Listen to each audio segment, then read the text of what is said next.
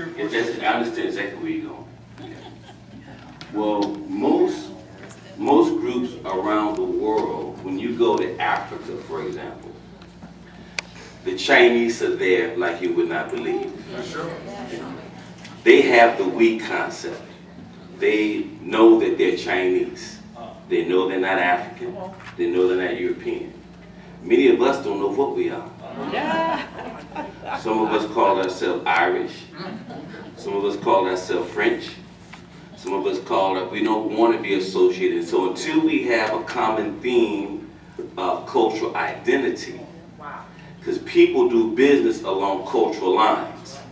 Just go to Los Angeles, and in a matter of a decade, a community has been transformed where you don't know where you are, which means that there's Korean writing. I'm not mad at Koreans, but they send a message that you don't even know what's in that store, which means that I don't care if you come here or not, because I'm going to depend on my own people to do business with me. Right? Yeah. So what happens is that because we have moved on up, we don't think we need to do business with our own.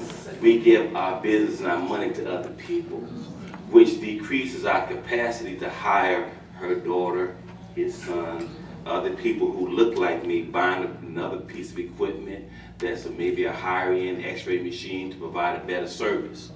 So this all healthcare disparity thing in my mind is an economic disparity issue.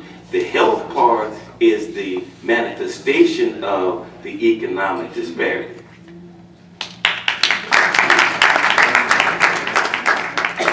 And before we go, I'm sorry, I was for follow-up. Do you have any specific steps that you think we need to do in order to overcome that challenge? I believe that first we need to understand, and this is, the legacy of slavery has done enormous damage to the African psyche. I think that if we can begin to repair some of that, just understanding, just for a day, that we're all African. Okay?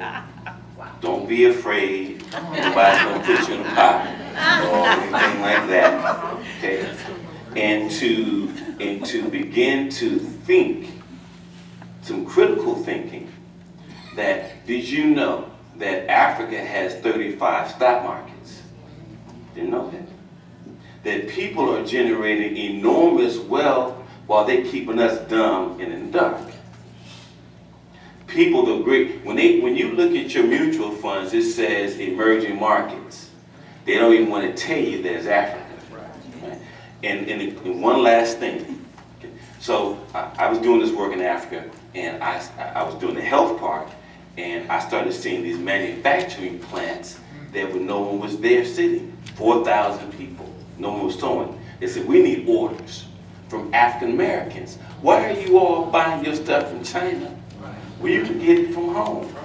So what I started doing, I had to prove to the world that Africa is not, everyone's not in the mud and has flies on them. I got an order from Walmart to manufacture camouflage t-shirts in Accra, Ghana. So there you've heard of NAFTA and CAFTA. Right? They have a thing called AGOA, the African Growth and Opportunity Act, which means you can bring things in the United States duty-free and without quota limits, just what NAFTA and CAFTA is. So as an African American, I can step to Walmart, I can step to UPS and say, I can make your uniforms for you cheaper and better in Africa. They know about AGOA. Most people here don't. The Chinese know about AGOA. In fact, what they do, because the tariff to make a hoodie is 30%. So they'll go and invest in an African plant and bring that same hoodie in through the back door. So these are the games of how these tools, legislative tools, that we're not taking advantage of. I hope I answered that question. Sorry. Did either of our other panelists have any comments on that? Let me say, what Dr. Rutherford has said is exactly right on this question of investment. So, you know, another specific strategy, and I'll just give you an example of it that's worked, is that we need to figure out how we establish places as targets in this conversation too. So here's a specific example.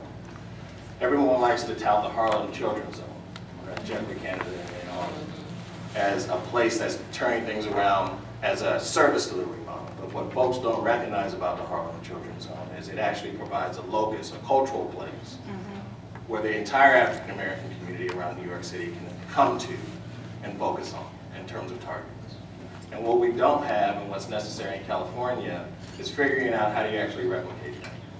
So you have a place where everyone can at least culturally identify and use culture as cure in some of these investment conversations, but also in this connection conversation. Because the problem we have in California is there's a diaspora in California, right? Where South LA used to be an African American cultural hub, is not anymore.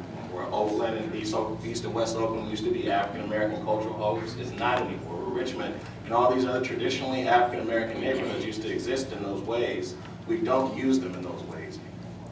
So the question is, how do we actually have something that we can tangibly and concretely recognize and identify as something that we're focusing on that benefits all of us, right? In terms of our investment, in terms of our attention, but also in terms of the way we want to empower ourselves.